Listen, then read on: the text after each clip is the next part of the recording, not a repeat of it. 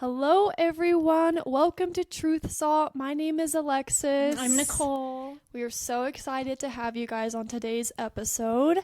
It took us a while to get set up today. Oh my goodness. And honestly, we had one for you last week. Yes. And it didn't work. No, the microphones didn't work. So we're going to have to remember everything we said last week pretty much. Yeah. So. It was so good, you guys. It was actually really good. We're like, are you kidding me? But yeah. We're talking about our dogs and all of that. Right. Which is like, let's a moment for our dogs, honestly.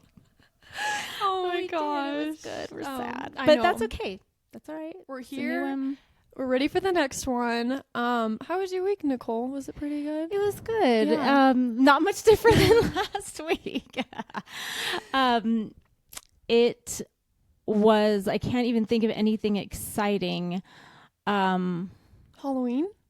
Yes. I know that, yeah. Sensitive subject. It is, Let's, I know. Let's talk what we want It to is kinda discuss. discuss Halloween, maybe. Yeah.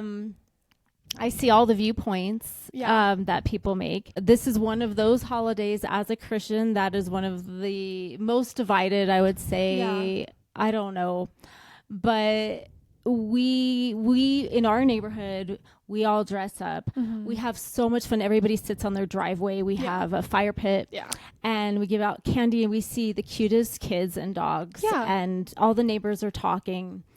It's so much fun in our situation. I mean, we're very similar. I mean, we don't, Yeah. we don't do all the gory stuff or Right. anything like that. It's all Right. just, I don't know, just innocent fun. I mean, I guess, yeah, I can see both point of views though. I feel like this year it is such a sensitive subject. Like so many, even podcasts have been talking about it too, which is really interesting. Yeah. So, I don't know. I'm not scared. We'll talk about it. I could talk about it. I don't know. I mean, I think I need to do more research on it. I don't have. know. I've done a lot of research because when we started Yeah. having kids, Right. it was that thing in our church at the time of just Got like, it. oh, you guys do that, and Sure.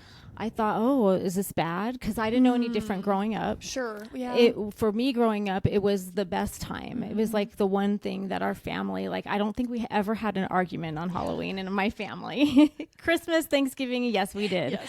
But not this one. This was all fun and games. It was Sure. great. I think the things are darker now, like as far as, decorating in front of your house. There are some Yes. creepy things out there. I agree. Do you remember when there used to be like, it almost looked like dead baby zombies? Oh my gosh, like Do you decorations? remember that? Yeah, I do maybe actually you were remember- younger. I do remember I've seen like some decorations like that. I and I'm don't know. like, I remember, yeah. and I just thought, oh, that is not Yeah. okay. Oh no, that is yeah. not okay. No, that's a little too far. It's too far. But that's not what our neighborhood does, and it was just. But I know when you were growing up, did you ever feel like, is this bad? I feel like I mean, obviously I was always under the impression, like I said, like there is, I feel like in a way kind of an evil underlining to it, and that's where I think there's like that fine line. I mean, growing up too, like I wasn't allowed to dress as a zombie or something super gory, which I completely agree with. I mean, that's not very much biblical at all to kind of dress in that way, I would say. I mean, when I would dress up, it would be something, I don't like, a princess or whatever. Yeah. So it was nothing super serious, but I don't know, like I said, I personally, like, I feel like I need to just do more like looking into. I'm just curious what people's point of views on it are, especially as Christians. I just don't know. I need like, to confess a costume of mine about 5 years ago. JoJo Siwa was really popular in her prime. Our kids were younger, and I was JoJo Siwa as a zombie. Oh my god! I'm just saying it. I feel the need to confess this out loud. Nicole, those are probably like the two like worst things. But at that time, JoJo Siwa was for kids. Yeah. She was younger. She was all about boomerang. Sure. I don't care about what you say. Yeah. And she had a good positive message. Yeah. So Mary really loved her, but she loved spooky stuff too. So I was like, I know, brilliant idea. Because I had a JoJo Siwa jacket because of our daughter. I'm going to be her as a zombie. Oh my gosh. And it was one of my favorite costumes because it came out so good, and I thought it was brilliant. So my heart was not celebrating zombies. Yeah. Looking back, I get what you're saying, but to us, it really meant nothing. But I just felt like as you were saying that, I had to confess. It was like, I appreciate that. Thank you, Nicole. You're welcome. You're welcome. I will always remember that.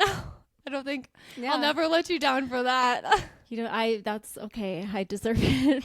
But it's true. It's true. And I have a great picture I'll have to show you one day. I would love to see it. But your costume this year, I think, was the best, though. I mean, you were... Oh, yeah. It was pretty cool. I was a rooster. Yeah, right. It was so cool. And Russ was a farmer. And I loved it. It was so fun.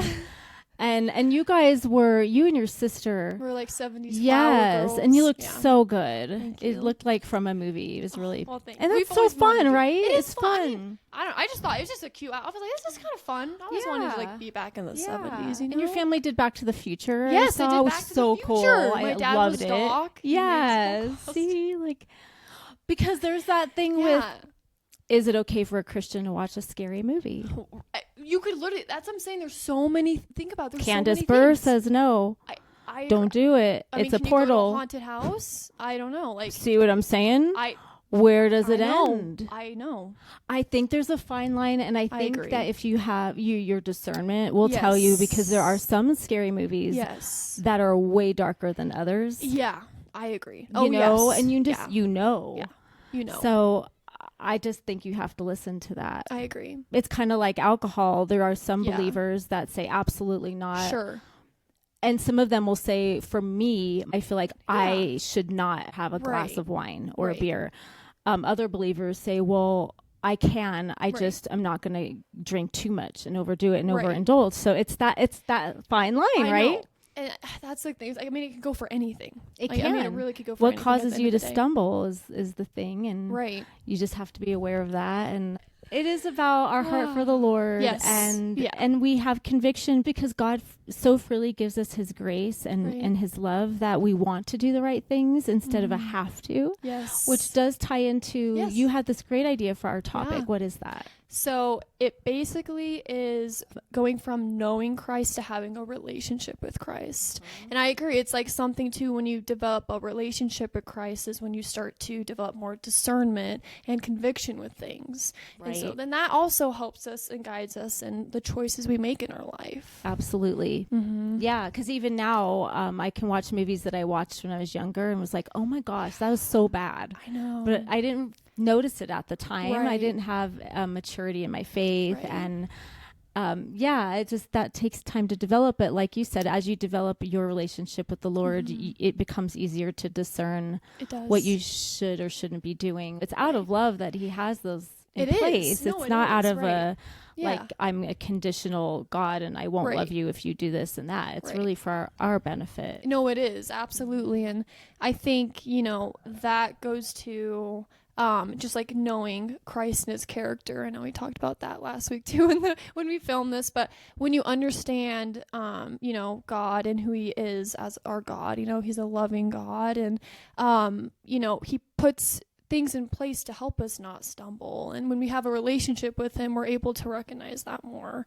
So yes, and knowing the correct character of God, because some of us growing up may have been taught a different one that wasn't necessarily biblical.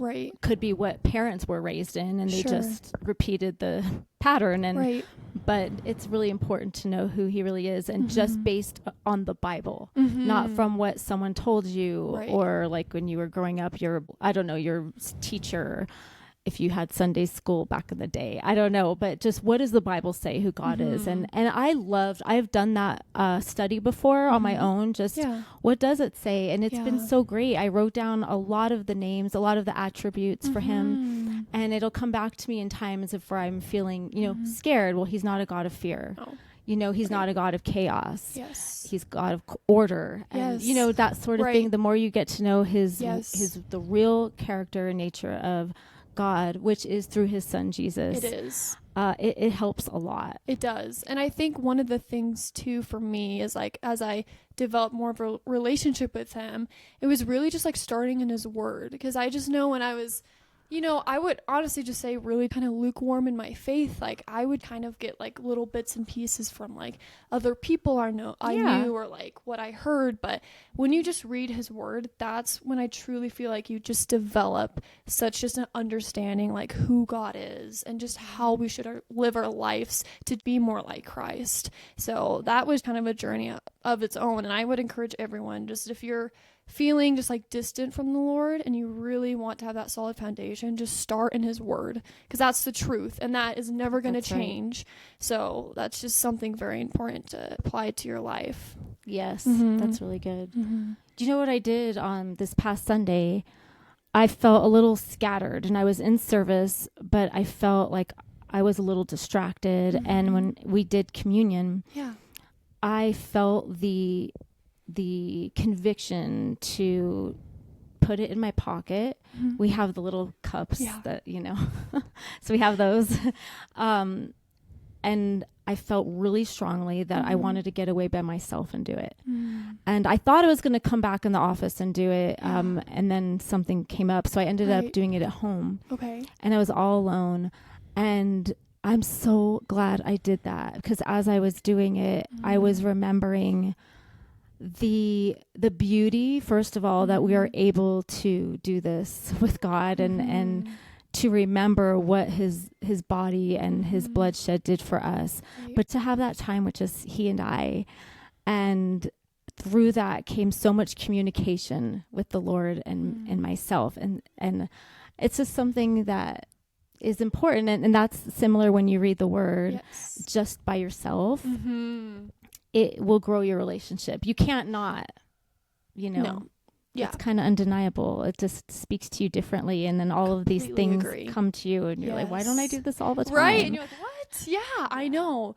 It really just like opens your eyes to such like a different way of living. And like, even so, like for me, one thing I've really learned from growing my relationship with Christ is, when I just knew of Christ, I had all these kind of desires in my heart. And it's really interesting when you start to have the relationship with Christ, you may still have the same desires, but you have like a different like outlook on it, kind of, like you're more patient with the timing of things, or, you have more of an understanding, like maybe that's not the route I would have taken to do something, but it was what the Lord wanted, and he knows what's best for us and what we can handle. So it's like all these things it's just so amazing how it just changes and shifts your mindset on it. Absolutely. Yes. That reminds me of a verse that was with me a lot last week, was out of James, about letting patience have its perfect work. I'm kind of a patient person, probably to God I'm not. I don't know, but to me and like people I know, I feel like I'm fairly patient, but I do know that when things are not going my way, I do have a tendency to want to just fix it right away. And sometimes it's God saying, take a step back, pray about this before you make a move and see what I have to say about it. And that was really speaking to me, and it has still stuck with me this week as well, just trying to do each day like that. Like I could have my plans and I have my agenda for the week and everything, but not trying to force anything to happen, not to manipulate any situations, but just pray about, God, what decision do you want me to make in this area? As a worship leader, I often say I want God to be the director of this, not Nicole. I want him to dictate the music and who's scheduled and what songs we do and all of that, not Nicole. I want him to be that. Because he is the head of our worship ministry. He has to be. He is. And I would encourage others, if you are in ministry, that's like what I said about taking communion home. That's not always practical for everybody, but being in ministry, you're always working, especially on a Sunday. And but the point of it is to not neglect that time with just you and the Lord. It's just that special time. I completely agree with that. And one thing for me too is just like what you mentioned about gaining peace from the Lord about things. And I think just like before I really had a relationship with him, when I would pray, it was never just like I guess, surrendering it over to the Lord and like, okay, Lord, like whatever happens is your will. Like, I just pray for your promises of peace and comfort. It was almost just like, okay, why God? Like, why is this happening? You know, yes. I need this to happen right now. Like, why are you doing this to me? And again, when you develop that relationship, you start to understand his sovereignty as well, because his timing is perfect in everything. And that's right.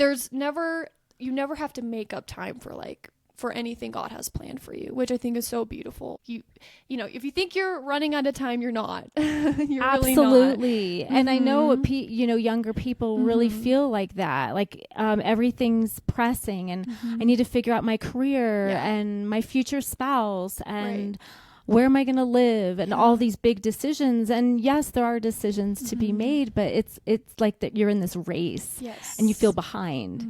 Even just, my goodness, like the way Christmas comes so quickly, and you go in the store and it's like August and you see some stores put stuff out. You're like, I'm so behind, but you're not. It's okay. It's okay. But it is so important, just one day at a time. Yeah. And I mean, really, it comes down to it as well. Like, you know, it is so important to live each day, one day at a time, because we're never promised tomorrow. We really aren't. And that's why it's so important to recognize how you're living your life each day, and just submitting yourself to the Lord, and starting your day out in his word, because that's just going to set up your day for success. Like, I'll tell you that. Yes. Yeah. That's so good. I mean, you have both of us know people who've lost a loved one or a parent. Yeah. And we see how quickly, you're a nurse, so you see how quickly everything can shift in a second. Yes. It's so true. Yeah. We're not promised tomorrow. No. So it's just like really taking each day. It's a gift that we have, and to do something with it. Sometimes that means just doing nothing.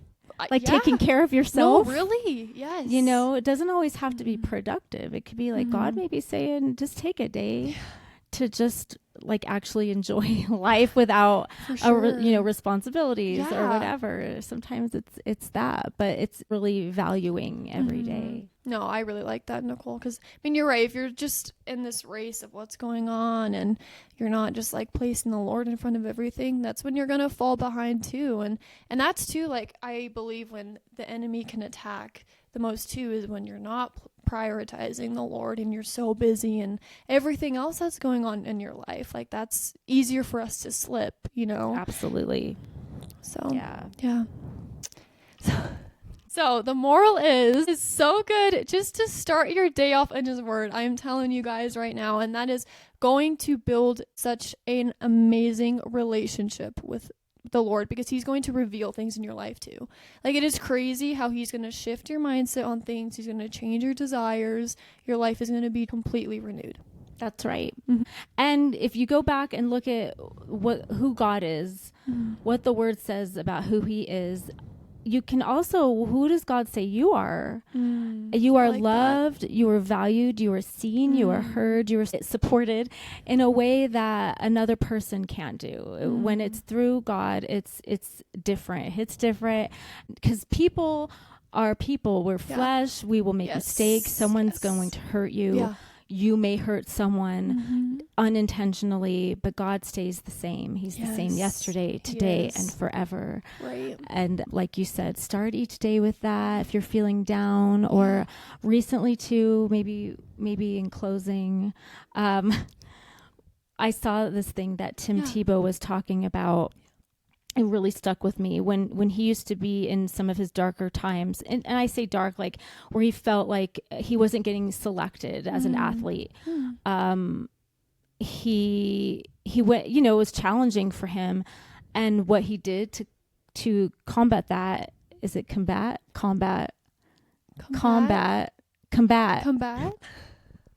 To fight that. Well, I don't know what it is. Was he served. He served. And that is so true. I know in the times that I've been serving, I'm not thinking about myself. Yeah. And you're doing good on top of it, but you get so much out of it. Yeah. It just really reminded me of, because we can get caught up in busyness. Yes, you it's can. like, this is doing good. This is being a part of a community. Right. And it's also getting me outside myself, outside of my own head with negative thoughts and thoughts of I was rejected and nobody likes me, stuff like that. For sure. You're serving and you're being the hands and feet of Jesus. So that's another thing that would be really good and healthy and uplifting to do. But yeah, we're going into the holiday season, and we talk about this because we're feeling it. I'm sure if we are, you are as well, that things are ramping up. Things are getting a little crazy. Yes. Yeah. And so we're all in this together, and we can help each other not sink or get buried, Yes. No, I completely agree with that. To surround yourself with good people during this time too. So important. Yeah. So important. Well, thank you so much for tuning in. We love spending time with you. We want to remind you to like, subscribe, follow. We would love to just have you part of our Truth Salt family, and we will get together again real soon. Take care. Have a good week.